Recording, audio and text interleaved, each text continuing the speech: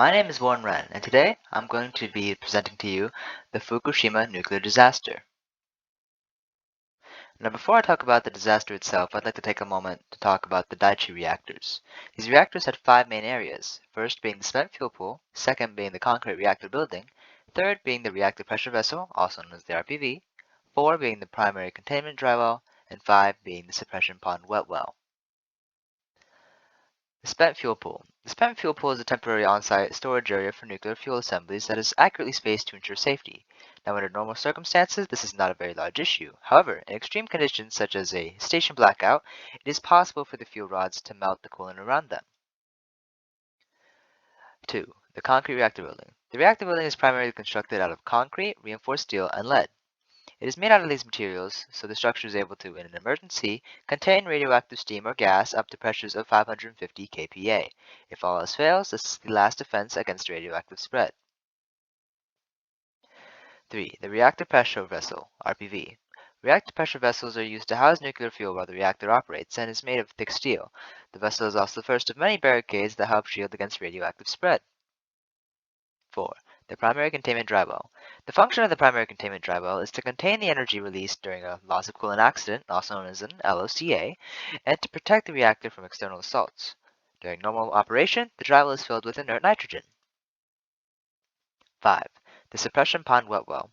The main function of the suppression pond wet well is to take steam from the dry well and into the suppression pool, to condense it and lower pressure in the dry well. Much like the dry well, the wet well is filled with inert nitrogen, and also room temperature water. Now, the Daiichi reactor incident itself. It occurred on March 11th, 2011, after an astounding 9.0 earthquake hit eastern Japan just 80 kilometers off the shore.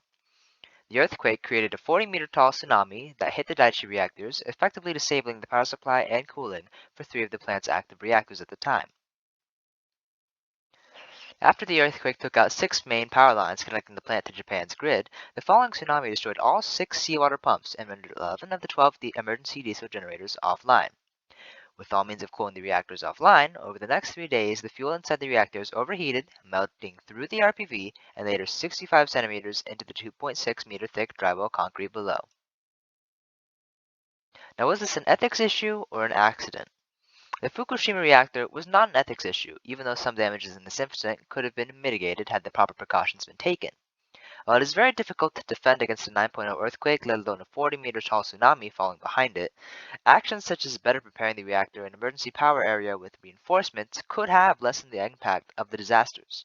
However, it cannot be overlooked that despite being hit by both a powerful earthquake and a tsunami following shortly after, the plant itself was able to survive for the 3 days that it did. Now, the pros and cons of nuclear energy. Some of the benefits include having a very high energy output, a carbon-free electricity, it's a reliable energy source, as well as its relatively small land footprint. Now, some of the risks are its very high startup cost. The production of nuclear energy also creates nuclear waste. Malfunctions are very dangerous, and uranium is a non-renewable resource. In my conclusion, this was an accident. While it is true that there are major risks in utilizing nuclear power, there always will be, which is why I deem this an incident, an accident, and not an ethical problem. The gains of nuclear energy far outweigh the risks involved. Along with this analysis, the incident should not be seen as a deterrent from nuclear energy, but as an opportunity to better understand the risks of nuclear power and how to combat them. Another reason I deem this incident an accident would be the severity of the natural disaster that had occurred. No matter how prepared one can be, there still would have been major damages to the reactors.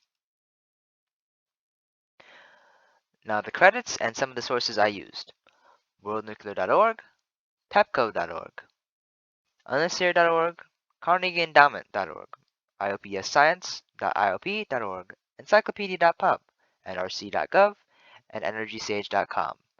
All of these will be linked in the description below. Thank you for listening to my presentation of the Fukushima Daiichi nuclear incident. And as always, stay happy and healthy.